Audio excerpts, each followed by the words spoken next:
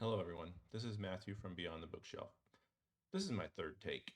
The first time I didn't have my microphone on, the second time I didn't have all my books ready, so hopefully we get it right this time. I wanted to come to you all today and talk to you about the books on the schedule for 2025.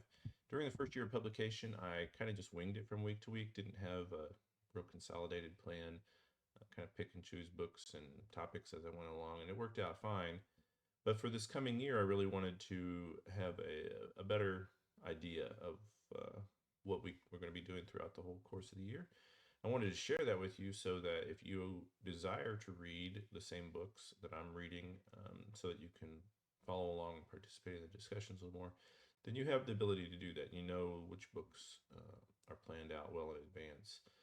Now, I previously have discussed the books that we'll be reading for the Deep Reads Book Club, which those essays come out on Fridays. That will be Homer's Iliad and Odyssey, and we'll read those two over the course of the entire year.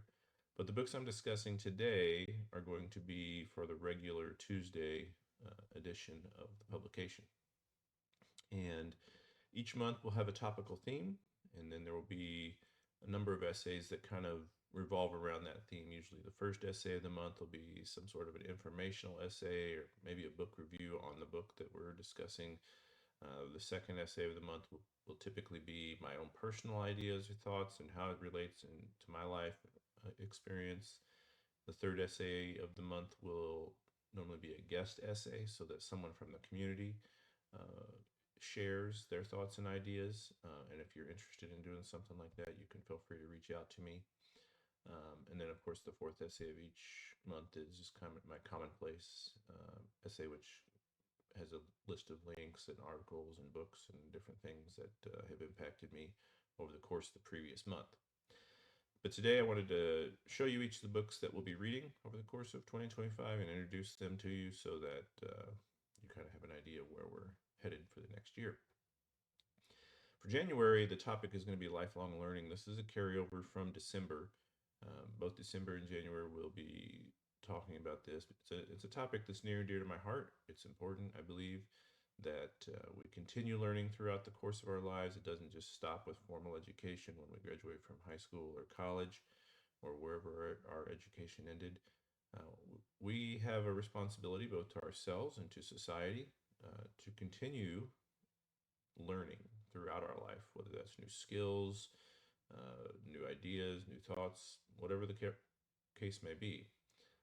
And I believe that literature is the foundation of that. And so I wanted to focus on that for a couple of months.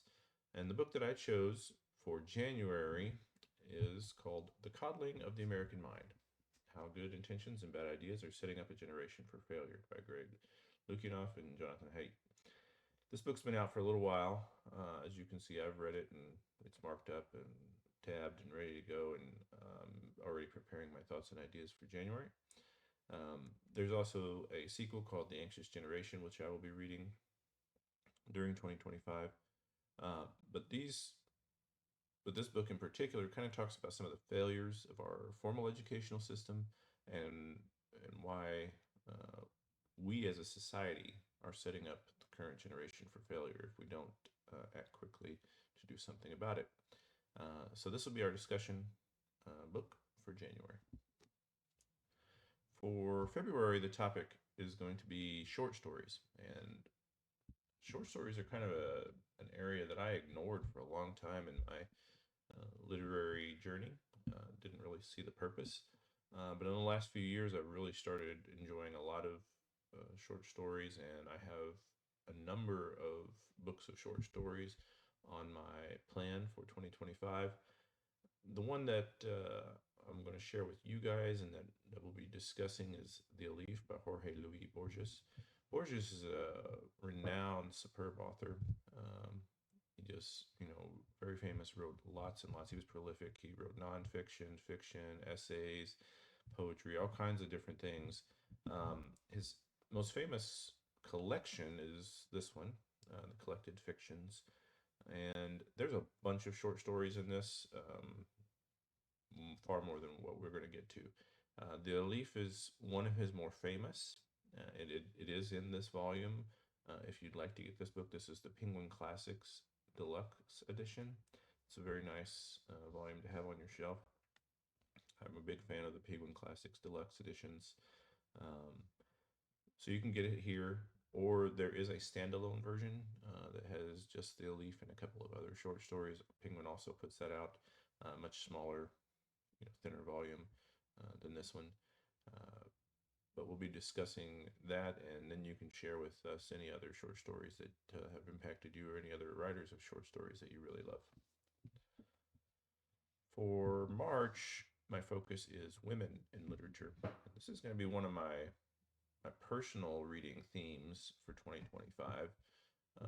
I have chosen a number of books by women writers to focus on throughout the course of next year, in an effort to ensure that I'm not just reading, the same ideas by the same people all the time. I want to broaden. So I'm looking at a wide range of books, and women in literature is one of those areas. So the book that I chose for our selection for Beyond the Bookshelf is Wuthering Heights by Emily Bronte. Now, the Bronte sisters are, of course, probably the most famous family in English literature.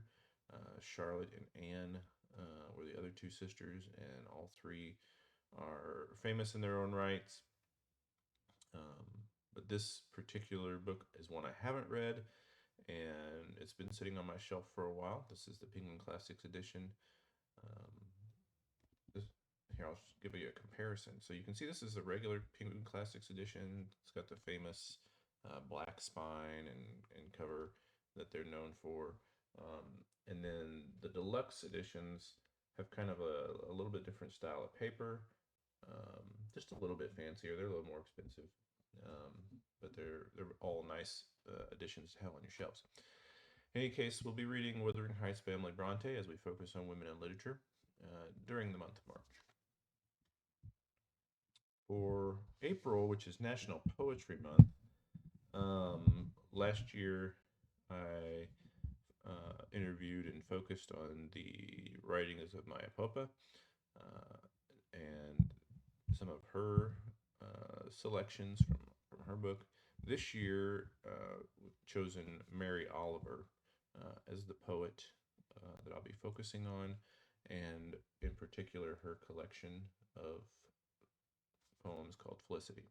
Now, Mary Oliver is a renowned poet. She won the Pulitzer Prize.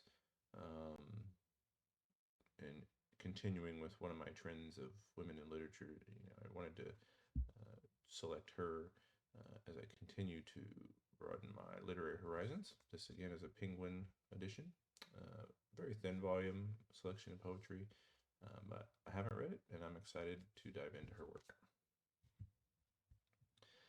For May, the topic is going to be the importance of libraries. And access to books is a critical part of any society, right? Access to ideas, access to good literature. And so libraries play an extremely important role in society in ensuring that even people that may not have the money to buy books can have access to books. And so most libraries are free.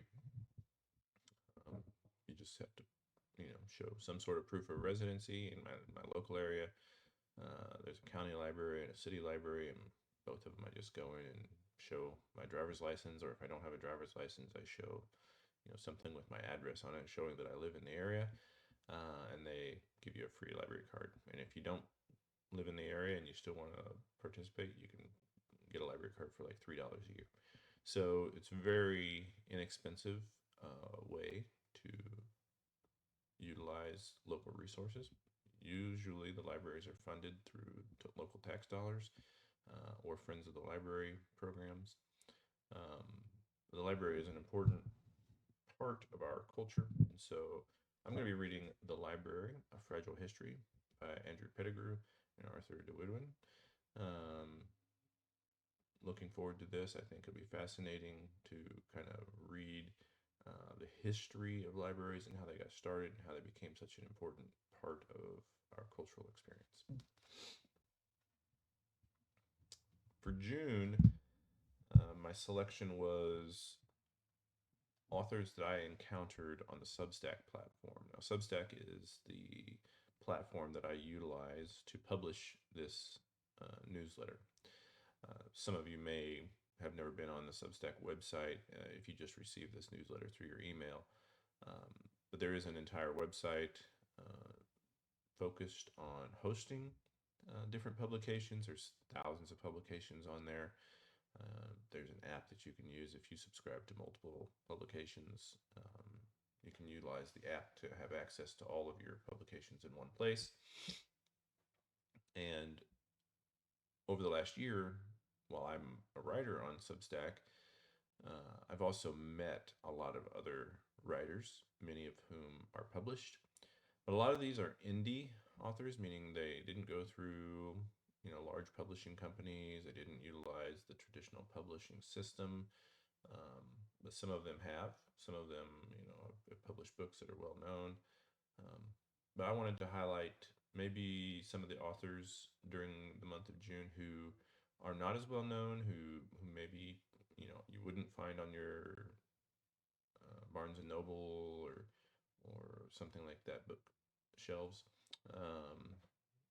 And so for the month of June, we'll be focusing on one of my favorite writers on Substack, and his name is Peko Gaskovsky.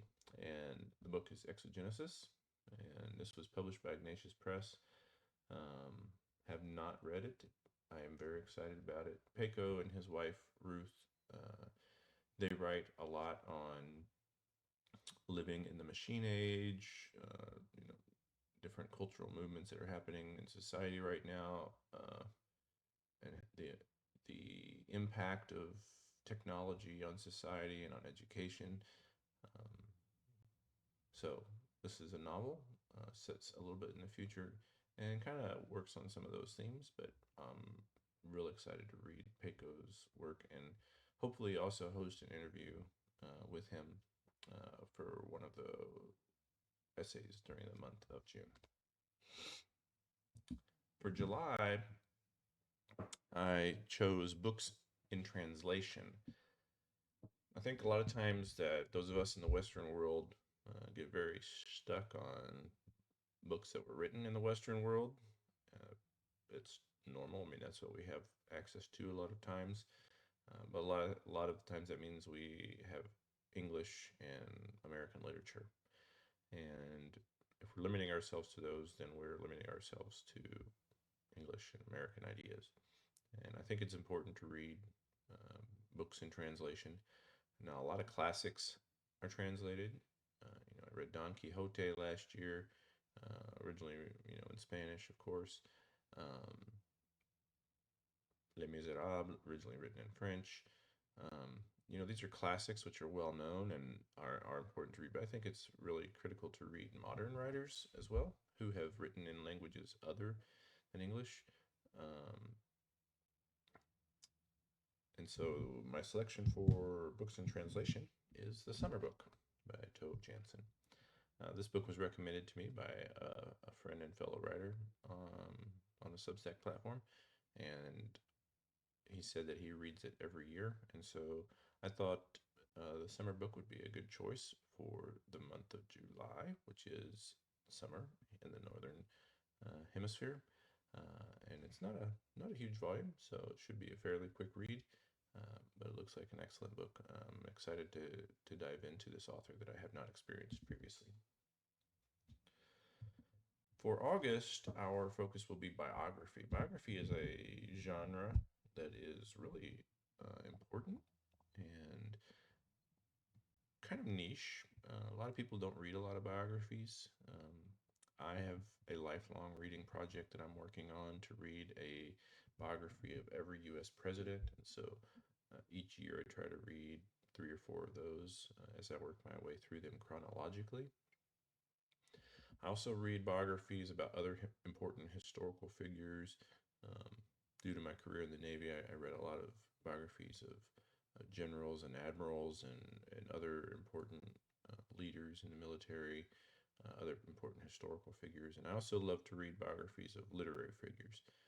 And so since this is a literary focused publication, I chose a biography that was literary related, and that is Tolstoy, A Russian Life by Rosamund Bartlett. Um, I read War and Peace from all the way through the last 2 years in a row, and I decided that I wanted to read Tolstoy's life. I think he's a fascinating individual. He's a master at his craft, and so I'm going to read this biography of him. And this fairly good sized book. If you're not interested in Tolstoy, of course you wouldn't probably want to read a book of this size about him. But uh, maybe you have other people that you're interested in. One of my nephews loves to read biographies of sports figures, and so there's a wide range that you could go on this topic.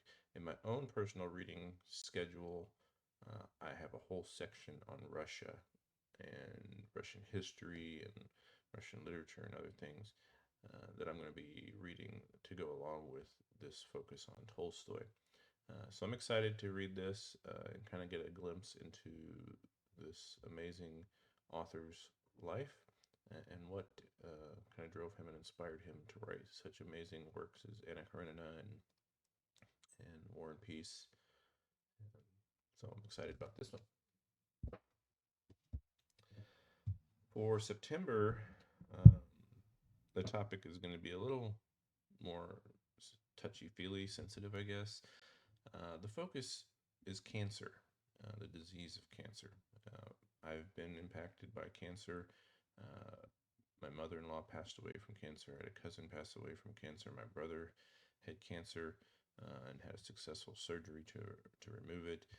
Um, my mom has had skin cancer. So cancer has impacted me and my family's life in a lot of different ways. It's a devastating illness. It destroys lives and families and is just heartbreaking. Um, and so I wanted to kind of understand it more, understand why we haven't been able to find a cure, understand why it's so devastating, what it does to not only our physical health, but our mental well-being, uh, and our relationships. And so I'm going to be reading The Emperor of All Maladies, a biography of cancer by Siddhartha Mukherjee. This book won the Pulitzer Prize in nonfiction. And so it's an exceptional book that I haven't read it yet, but it's very, very famous. And so I'm excited to dive into this and kind of touch on this really sensitive topic.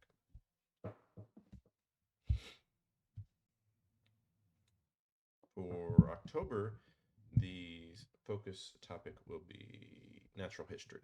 Natural history is an area that I've recently started reading about. I love the outdoors. I love being outside. I love nature. Love birds. Love watching trees and whatnot. I have a dream of someday owning a home out in the country where I can, raise a garden and raise chickens and do all kinds of stuff outdoors. So the natural world is really fascinating to me, and I've started reading a lot more about it in the last couple of years. And so that's why I chose this topic. And the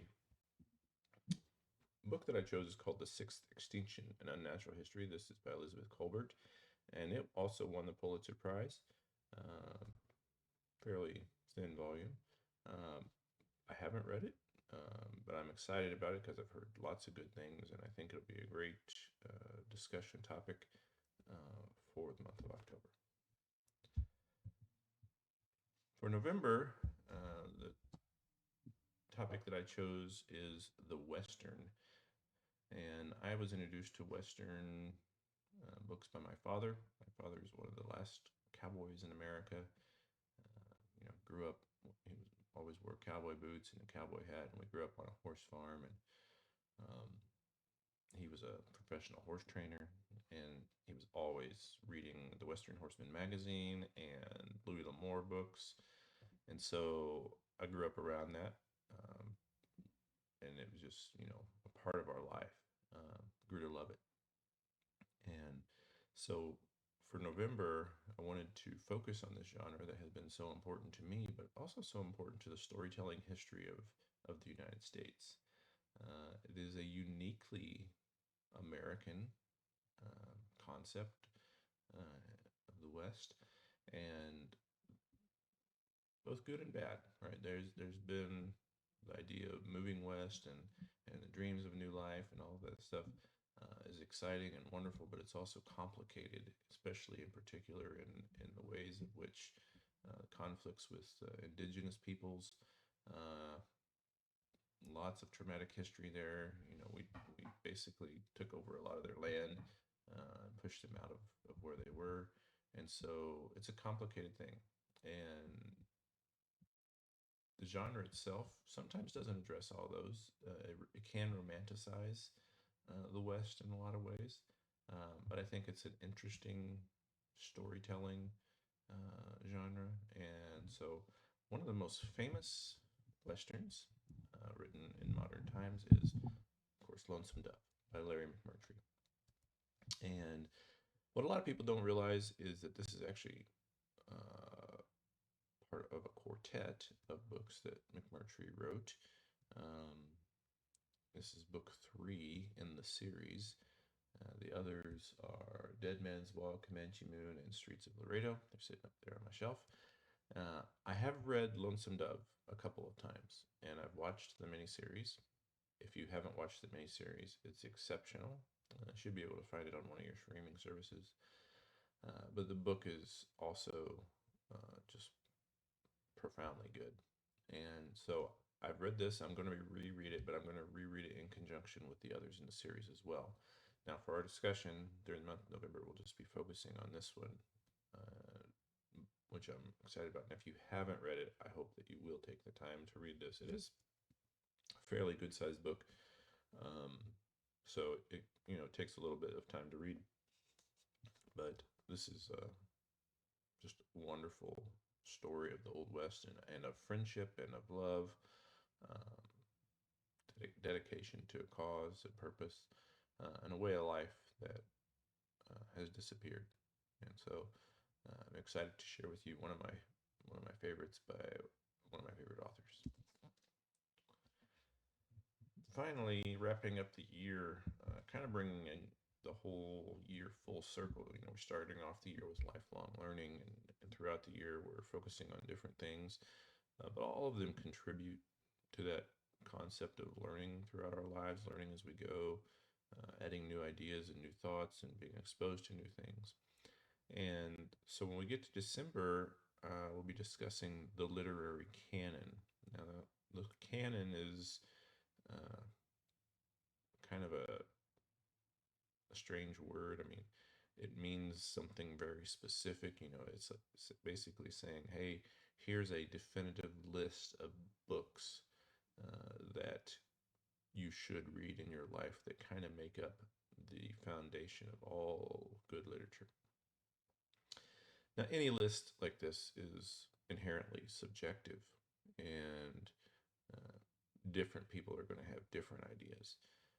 I believe that each reader should develop their own personal literary canon, and of all the books that they have read, what are the great books that impacted them.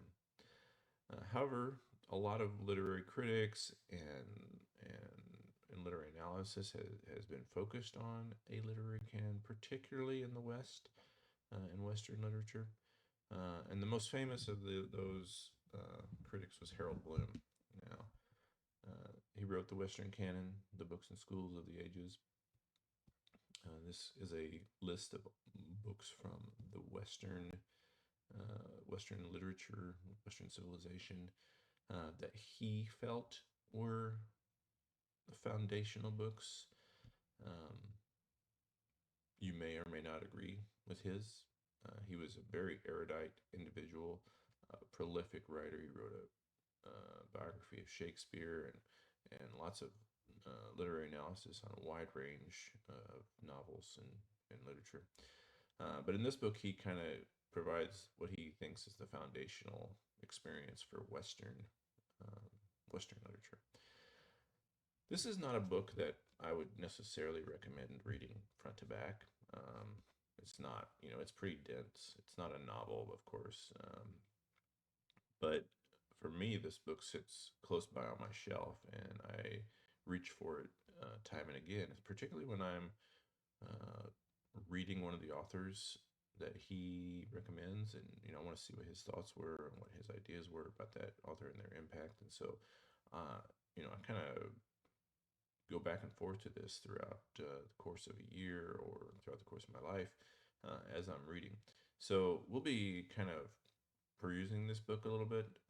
I don't, if you decide to join me, I don't expect anyone to read this front to back. It would be kind of slow reading, but we'll talk through it, and the idea of developing um, a definitive canon and a personal literary canon uh, as it relates to literature. So those are the books that I have uh, in store for 2025 for this publication. I'm excited to share those with you and have the discussions as we go along throughout the year. And I hope that some of you will choose to read some of the books from this list and join in that discussion. Or if you have other books that are on the topics, read those and add your thoughts on those to the discussion. That would be fantastic as well. So thank you for your time today and for putting up with my amateur video uh, skills here. But I thought it would be great to come to you face to face to introduce the books for the coming year. So thanks a lot. Have a great day. All the best.